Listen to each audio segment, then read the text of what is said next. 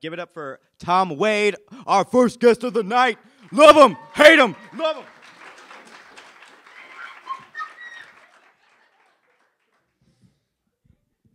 Hi. So it's Valentine's Day. So can you shut up? Can you shut the fuck up? Jesus. So it's Valentine's Day. Some of you, therefore, might be feeling a little lonely tonight.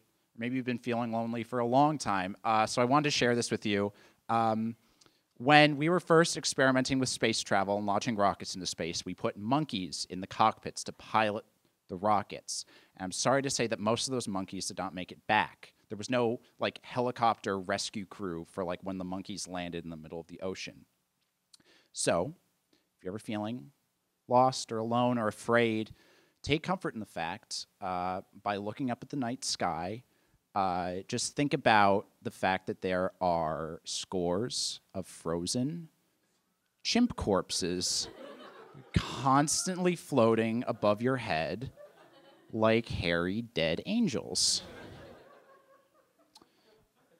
Honestly, though, Valentine's Day is whatever. It's Groundhog Day that really like gets me. And I know Groundhog Day was like 2 weeks ago, but like fuck that shit. Honestly, like a real living, conscious, thinking person came up to me on Groundhog Day and was like, "Hey, the groundhog saw its shadow. That means 6 more weeks of winter." And I was like, yes, that is how time and the seasons work here on planet Earth. We just leave it up to the rodents. Who gives a shit, really? Seriously, if groundhogs actually caused winter, we would have made those fuckers extinct a long time ago. Someone would at least have had the brains to like gouge his eyes out, at the very least.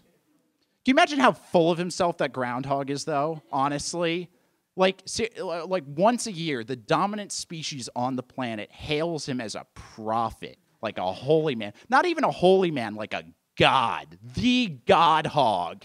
And the rest of the year, he just sits on his fat ass, flipping through channels, like just a lazy, fat, abusive, sloth-like alcoholic. Like, fucking American gladiator. Hey, Lisa, you want to do me a favor? Grab God a beer? Fucking Joe DiMaggio. Hey, bitch, I said now, not in 6 weeks.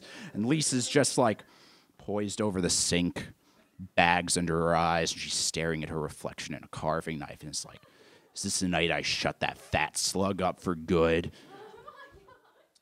And then the mayor and the townspeople all gather around in the morning to wait.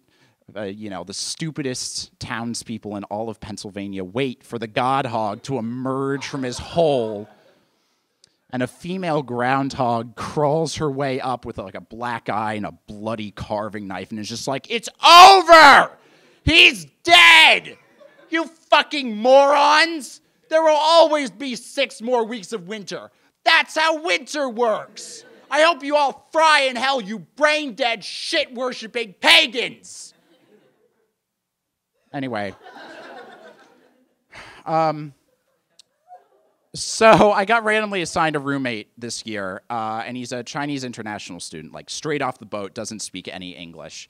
So it's pretty much impossible for us to communicate. Like when we want to say something to each other, we just look into each other's eyes for solid minutes and then go, "Well, goodbye," and then go our separate ways.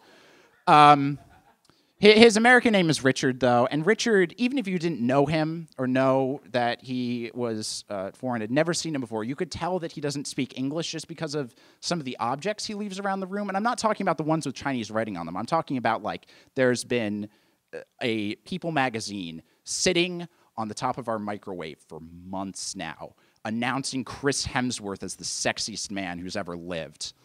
And, like, that's fine. Maybe Richard is just gay. Maybe he just thinks Chris Hemsworth has, like, thick, rippling thighs. But he also has a coffee mug that, like, has written on the side in big red letters, Duck Dynasty. And while being gay and being Chinese are not mutually exclusive, being gay and liking Duck Dynasty are very mutually exclusive. It's impossible for them to coexist. Do you know the 2 things that the people on Duck Dynasty hate the most? Blacks and Jews. But the next 2 things, numbers 3 and 4, are gays and foreigners. So, like, Richard's still top 5. All right, thank you, guys. That was my time.